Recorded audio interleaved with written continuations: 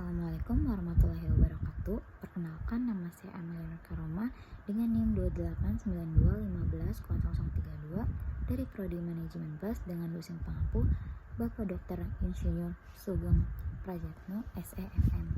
Di sini saya ingin menjelaskan atau memaparkan materi saya tentang perencanaan sumber daya manusia. Selanjutnya, yang pertama ada pengertian perencanaan sumber daya manusia,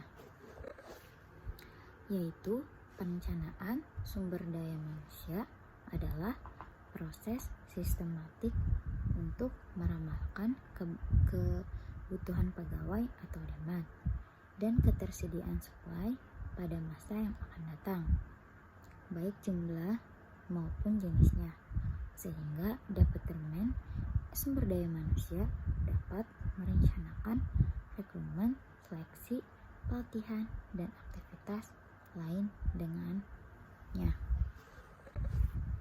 Yang kedua ada tujuan perencanaan sumber daya manusia, yaitu yang pertama memperbaiki pemanfaatan sumber daya manusia.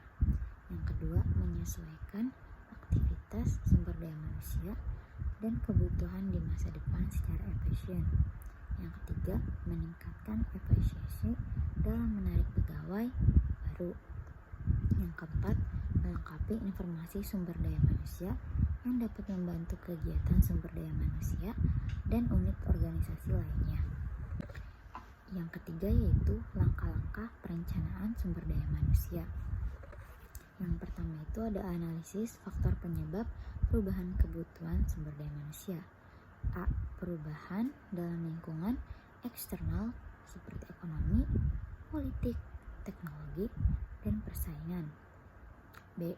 Perubahan keputusan internal seperti strategi, budget, ramalan, penjualan, ekspektasi, rancangan organisasi, dan rancangan pekerjaan.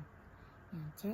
Perubahan tenaga kerja organisasi seperti adanya pegawai yang pensiun, rekrutmen, mengundurkan diri, atau resignation, PHK, termination, meninggal dunia, pegawai sakit, dan lain-lain. Yang kedua ada peramalan kebutuhan sumber daya manusia. Teknik-teknik peramalan kebutuhan yaitu ramalan para ahli atau expert forecasting atau judgment THQ. Yang B. Analisis kecenderungan atau trend analysis. Yang C. Budget and planning analysis. D. Neo-financial analysis. E. Computer analysis. F. Statistical analysis. Yang ketiga, penentuan kebutuhan sumber daya manusia di masa yang akan datang. Penentuan kebutuhan sumber daya manusia pada masa depan meliputi jumlah dan kemampuan yang dimiliki baik untuk jangka pendek maupun jangka panjang. Yang keempat ada analisis ketersediaan supply sumber daya manusia dan kemampuan perusahaan. Yang pertama ada memperkirakan ketersediaan sumber internal, yaitu proses pemeriksaan tenaga kerja yang ada, jumlah dan jenisnya. Yang kedua ada memperbaiki ketersediaan sumber eksternal, ketersediaan jumlah pegawai yang ada di pasar tenaga kerja dipengaruhi oleh lembaga pendidikan dan pelatihan, perubahan demografis, spesialisasi, perubahan minat, dan sikap terhadap suatu pekerjaan. Yang kelima, menentukan dan implementasi program berdasarkan kebutuhan, demand, dan ketersediaan supply. Dapat terjadi beberapa kemungkinan, yaitu tidak ada perbedaan antara kebutuhan dan ketersediaan pegawai, supply atau demand. Terjadi kelebihan supply tenaga kerja atau supply atau demand. Terjadi kekurangan supply tenaga kerja, supply atau demand. Selanjutnya ada aspek sumber daya manusia dalam sumber daya manusia. Yang pertama ada desain pekerjaan. Setelah penentuan organisasi, maka kita akan menjalani desain pekerjaan apa saja yang diperlukan untuk menjalankan organisasi. Perusahaan di bidang jasa akan sangat berbeda dengan perusahaan yang bergerak di bidang manufaktur, apalagi untuk manufaktur teknologi tinggi. Lalu yang kedua ada deskripsi pekerjaan. Deskripsi pekerjaan wajib dilakukan mengingat fungsi setiap departemen harus jelas, tidak terjadi tumpang tindih dalam kegiatan pekerjaan, dan menghindari adanya pengulangan pekerjaan yang sama oleh bagian yang berbeda. Selanjutnya yang ketiga ada job value. Tujuan dari job value adalah penentuan nilai jabatan dengan kapasitas atas orang yang diperlukan. Nilai jabatannya akan dihubungkan dengan penghasilan yang akan diterima dengan tunjangan-tunjangan yang akan diterima, termasuk juga kesempatan jenjang karir. Yang keempat ada kapasitas sumber daya manusia. Kapasitas akan menentukan produktivitas dan profitabilitas perusahaan. Kapasitas yang sesuai dengan kemampuan produksi perusahaan menjadi sangat penting. Yang kelima ada rekrutmen. Pencarian sumber daya manusia menjadi penting karena disinilah dimulainya tahapan pertama pengenalan usaha kita. Sumber daya yang tepat akan bertumbuh di posisi yang tepat dalam organisasi yang tepat. Perusahaan akan menentukan kriteria. Lalu yang keenam ada produktivitas. Setelah seseorang bergabung dalam organisasi, maka produktivitas menjadi perhatian kita. Karena kontribusi positif daripada setiap individu akan menghasilkan organisasi yang positif dan bertumbuh. Sejalan dengan kapasitas yang sesuai, maka produktivitas menjadi penting karena pengukuran produktivitas harus terpenuhi agar perusahaan bisa melaksanakan efisiensi kerja. Yang ketujuh ada training dan development. Sejalan dengan tuntunan lingkungan dan perkembangan teknologi, maka setiap sumber daya semestinya diberikan pelatihan dan pengembangan yang sesuai dengan tuntunan zaman dan pekerjaan. Pelatih dan pengembangan juga membawa apresiasi kepada sumber daya manusia karena merasa dihargai dan dibimbing. Pelatihan bisa diberikan dalam bentuk soft skill dan hard skill. Yang ke-8 ada performance appraisal. Biasanya dalam masa setahun setiap karyawan akan mengalami masa-masa konsultasi dengan mendapatkan umpan balik dari kinerja yang dicapai selama masa waktu tertentu. Dalam penilaiannya, karyawan ini yang dinilai tidak semata-mata pencapaian hasil kuantitatif, tapi juga faktor-faktor proses dan kualitas lainnya yang akan dinilai. Ada faktor kepuasan konsumen, cara manajemen, dan kerjasama tim. Yang ke-9 ada compensation and benefit. Dalam setiap industri pasti terdapat struktur kompetensi yang diberikan kepada karyawannya yang terbaik. Selain gaji dasar, perusahaan juga akan memberikan tunjangan-tunjangan yang disesuaikan dengan tingkat jabatan dan kompetensi di pasar. Biasanya juga karyawan yang berprestasi bagus akan diberikan bonus pada akhir tahun. Lalu yang ke-10 ada career planning.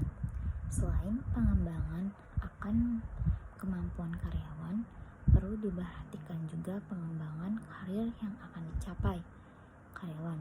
Sebelum penentuan karir, perusahaan biasanya juga akan mengkategorikan karyawan ke dalam kelompok.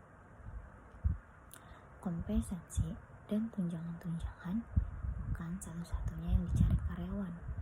Mereka juga ingin mencapai kemajuan untuk dipromosikan ke jabatan yang semakin tinggi. Maka diperlukan sebuah perencanaan karir yang lebih jelas untuk individu yang ada dalam perusahaan, khususnya untuk karyawan yang sangat bagus. Lalu yang terakhir ada rekrutmen atau penghematan. Setelah seseorang karyawan berbakti dalam waktu tertentu, maka karyawan juga akan memasuki tahapan berpisah, yaitu pensiun. Dalam hal pemutusan hubungan kerja ini, perusahaan semestinya memberikan kompensasi yang sesuai, baik itu uang jasa maupun uang pisah, sesuai dengan perundang-undangan yang berlaku, dalam rangka pengembangan dan mempertahankan karyawan agar karyawan tidak mudah tertarik untuk pindah kerja ke perusahaan lain. Selain memberikan kompensasi dan tunjangan, karyawan juga bisa dimotivasi dengan A. Memperluas cakupan pekerjaan atau job alignment, B. Relokasi pekerjaan atau job relation, C. Pemberdayaan dan partisipasi manajemen. Selanjutnya ada tahapan perencanaan sumber daya manusia. Yang pertama, menganalisis tujuan organisasi. Tujuan perencanaan sumber daya manusia yang pertama yaitu menganalisasi tujuan organisasi. Selanjutnya, Anda bisa menguraikan tujuan organisasi atau perusahaan tersebut menjadi lebih rinci, yakni menjadi tujuan setiap divisi perusahaan. Sebagai contoh, Anda harus menentukan apa tujuan dari divisi marketing, keuangan, produksi, dan lain sebagainya. Dengan melakukan perincian tujuan tersebut, maka penilaian terhadap kebutuhan sumber daya manusia untuk setiap divisi akan terbentuk. Yang kedua, melakukan inventarisasi sumber daya manusia. Setelah Anda mendapatkan nilai kebutuhan sumber daya manusia dari hasil analisa tujuan organisasi, maka selanjutnya ketahui tentang informasi sumber daya manusia yang tersedia di perusahaan Anda saat ini. Hal-hal yang termaksud dalam inventarisasi sumber daya manusia yaitu kapasitas, kemampuan, jumlah, latar belakang, pendidikan, hingga potensi tenaga kerja. Yang ketiga itu ada memperkirakan demand and supply sumber daya manusia. Setelah tahap inventarisasi sumber daya manusia, maka tahap selanjutnya yaitu memperkirakan tenaga kerja yang perusahaan butuhkan di masa mendatang. Jadi, perusahaan harus mempertimbangkan apakah harus ada penambahan karyawan, pelatihan karyawan, peningkatan produktivitas, dan lain sebagainya. Pada tahap ini akan dibutuhkan data sumber daya manusia yang akurat agar dapat memperkirakan kebutuhan perusahaan. Lalu yang keempat, memperkirakan kesenjangan sumber daya manusia. Melakukan perkiraan kesenjangan sumber daya manusia ini sangat penting karena akan menentukan apakah akan ada penambahan sumber daya manusia atau pengurangan sumber daya manusia agar pekerjaan menjadi lebih efisien. Hal ini bisa dilakukan setelah mendapatkan hasil perbandingan antara demand dan supply sumber daya manusia yang akhirnya akan menghasilkan sebuah selisih, baik itu selisih ataupun kurang. Yang kelima, merumuskan rencana tindakan sumber daya manusia. Tahapan selanjutnya yaitu tim perencanaan sumber daya manusia harus merumuskan rencana tindakan sumber daya manusia. Tahapan ini dilakukan setelah hasil perkiraan sudah tersedia dan apabila ada kesenjangan maka diperlukan tindakan yang bisa menghilangkan kesenjangan tersebut. Contohnya yakni tindakan yang bisa diambil dapat berupa mutasi antar bagian atau bahkan pemutus hubungan kerja. Lalu yang terakhir, yang keenam, yaitu pemantauan, pengendalian, dan umpan balik.